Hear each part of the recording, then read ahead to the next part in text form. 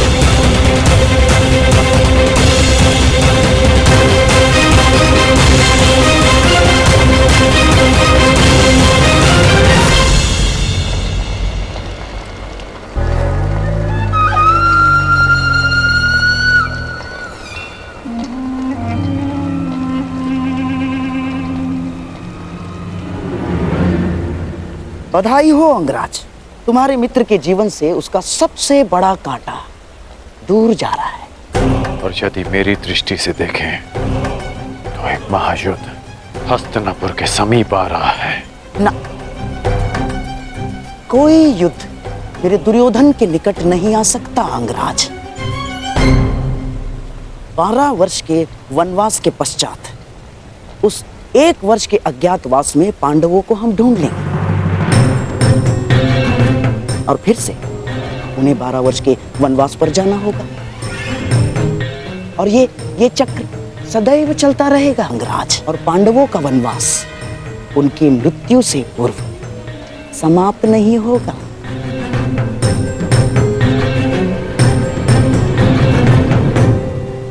और यदि समाप्त हो गया तो द्यूत नहीं, युद्ध होगा, जहां आपके पासे भी काम नहीं आएंगे गांधार राज। पासे काम आए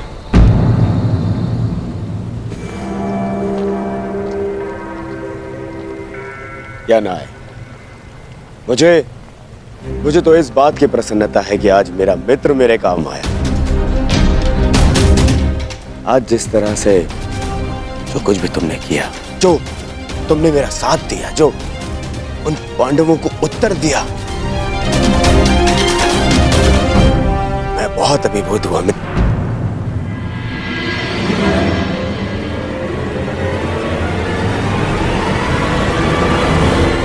आज का दिन बहुत लंबा था युवराज, विश्राम करने के लिए आज्ञा दीजिए।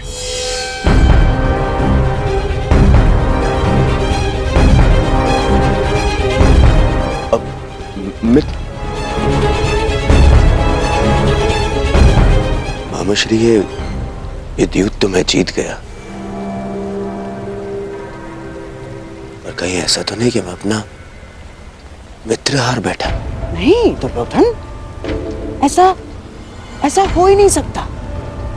तुम्हारा ये मित्र अंगराज कर्ण तुम्हें छोड़कर कभी नहीं जा सकता ना। अब तुम चलो, कल की तैयारियां करो।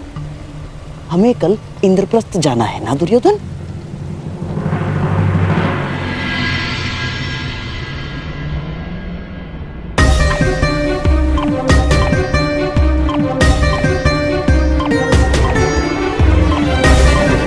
ये भूमि पर जलने के चिन्ह कैसे हैं? ये पांचाली के चरणों के चिन्ह, उसके मन की अग्नि उसके तन को जला रही है। भ्रातृश्री, पांचाली को तो ये भी ज्ञात नहीं कि हम 12 वर्ष का वनवास लेकर आए हैं।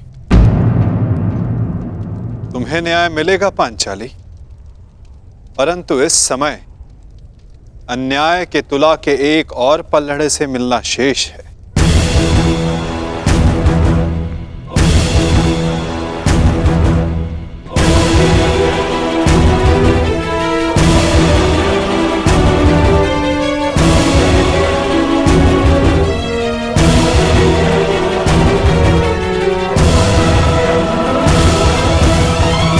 आओ महान वीरों, प्रणिपात स्वीकार करो। फहरा आए अपने धर्म की ध्वजा धर्मराज, दिखा दिया अपने गदा का बल विकोदर, अपने बाणों की पैनेपन की सीमा देख आए अर्जुन।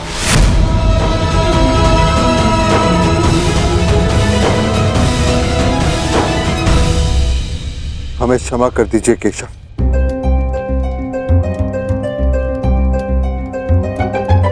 हमने जो कुछ किया धर्म से विवश होकर किया। कदाचित दुर्योधन का भी यही कहना होगा कि उसने जो कुछ भी किया धर्म के तले किया, परंतु धर्म क्या है, उसकी सीमा क्या है, क्या यह सब जानने का प्रयास आप सब में से किसी ने किया?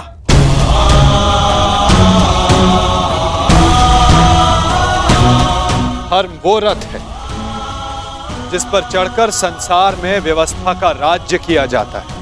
धर्म वो बाण नहीं जिसे हाथ में लेकर अधर्म को तांडव करने दिया जाए। अंधकार में रोशनी देने वाली मशाल यदि हाथ को जला दे तो उसे भी बुझा दिया जाता है।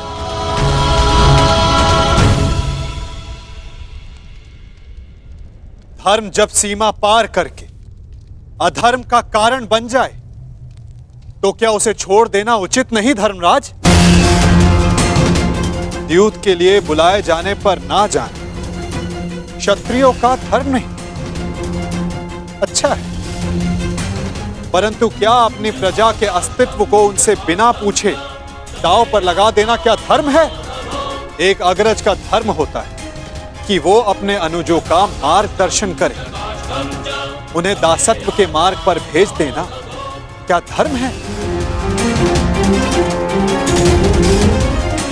जिस पत्नी की रक्षा करना पुरुष का सबसे बड़ा कर्तव्य होता है, उसे चौसर की बिसात पर बिछा देना क्या धर्म है धर्मराज?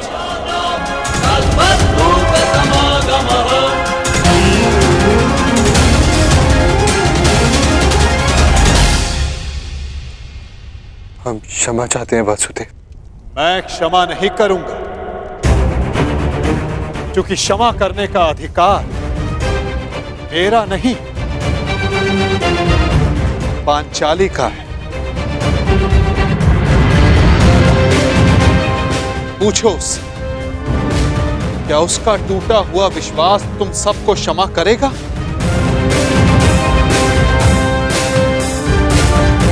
क्या उसके खुले हुए केश तुम्हें क्षमा करेंगे? क्या इतिहास तुम सबको क्षमा करेगा?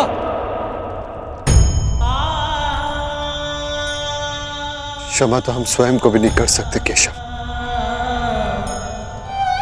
बस एक अवसर चाहिए।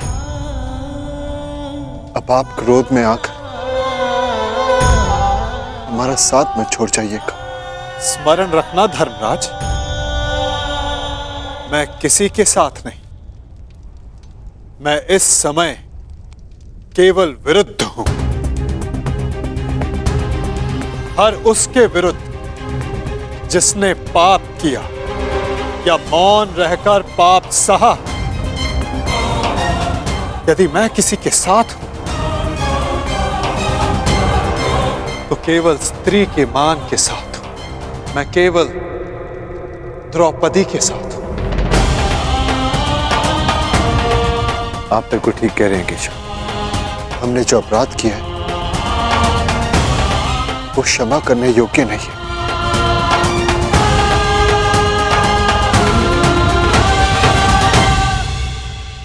हमें क्षमा मत करना पांचाली। क्योंकि कहीं हमें एक क्षमा भुला ना दे कि हमें तुम्हारे साथ हुए अन्याय का प्रतिशोध लेना है।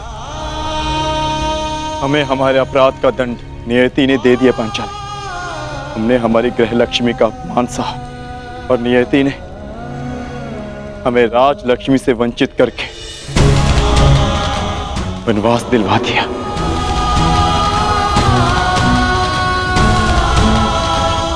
बारह वर्ष का वनवास और 1 वर्ष का अज्ञातवास।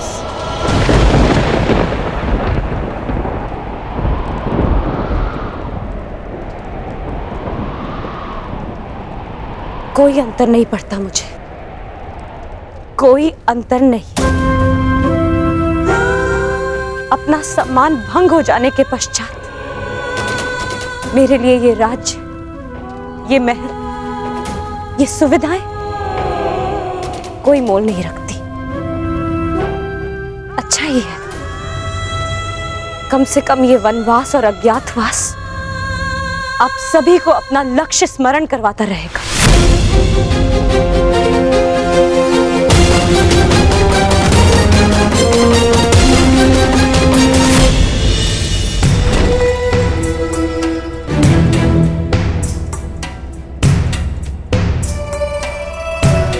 मित्र,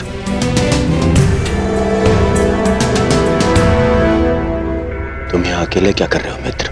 इस सुरक्षा चौकी की जांच कर रहा हूं युवराज। वर्षों से हस्तिनापुर पर आक्रमण करने का किसी ने साहस नहीं किया, परंतु अब आभास हो रहा है कि आक्रमण शीघ्र ही होने वाला है। तुम व्यर्थ ही चिंता कर रहे हो मित्र। 13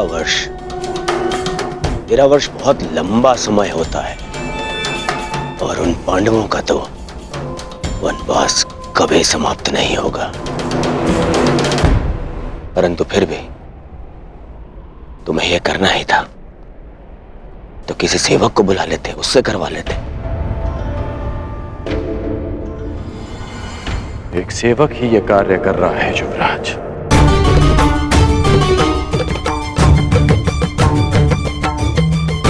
ऐसा मत कहो मित्र, यह आनंद का समय है।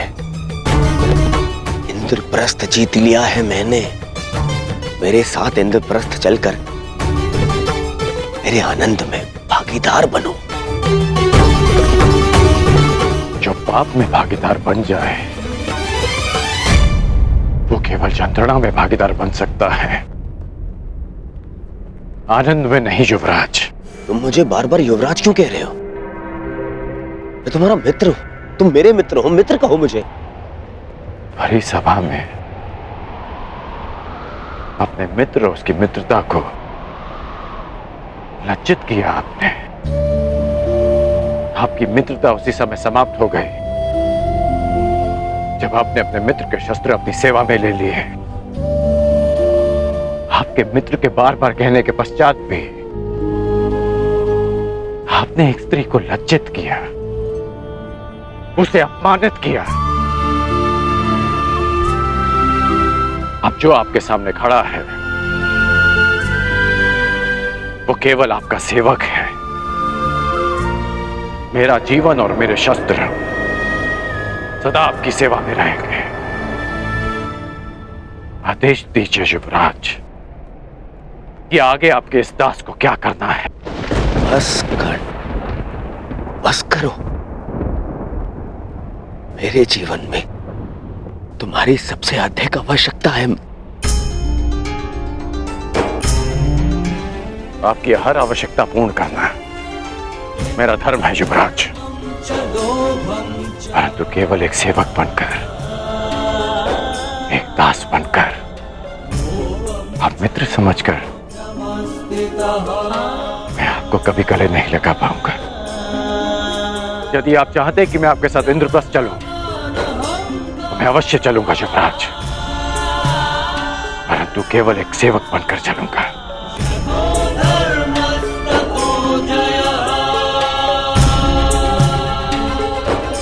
अपने दास को आज्ञा दीजिए युवराज। प्रणिपात।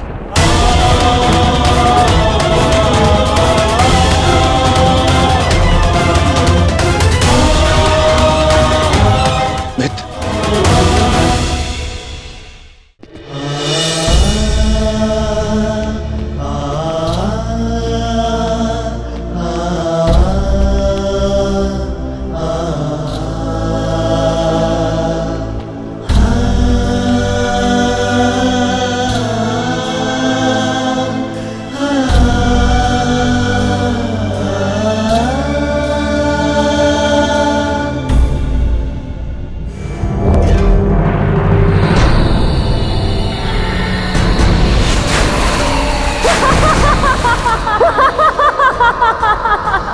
अंधे का पुत्र अंधा।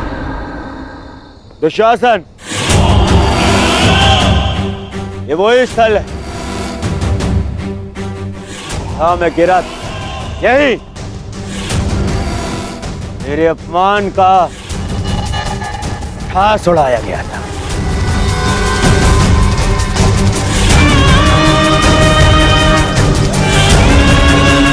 इस स्थान को तोड़वाकर इसे समतल बना दो। इस माया महल के हर एक क्रम को भंग कर दो और यहां वो चिन्ह स्थापित करो जो संसार को यह बताता रहे किस प्रकार दुर्योधन ने अपने अपमान का प्रतिशोध लिया था।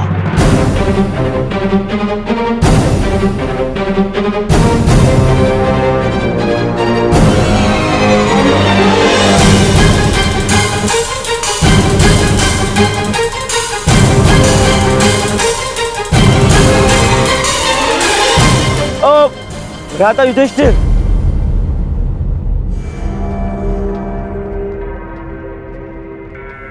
अरे मेरे पांडव भाई जा रहे हैं, परंतु जब भाई दूर जा रहा हो तो दूसरा भाई उसे भेंट दे। ये रीति है ना मामाश्री? हाँ। तो इन भाइयों के लिए इस भाई की ओर से एक छोटी सी भेंट।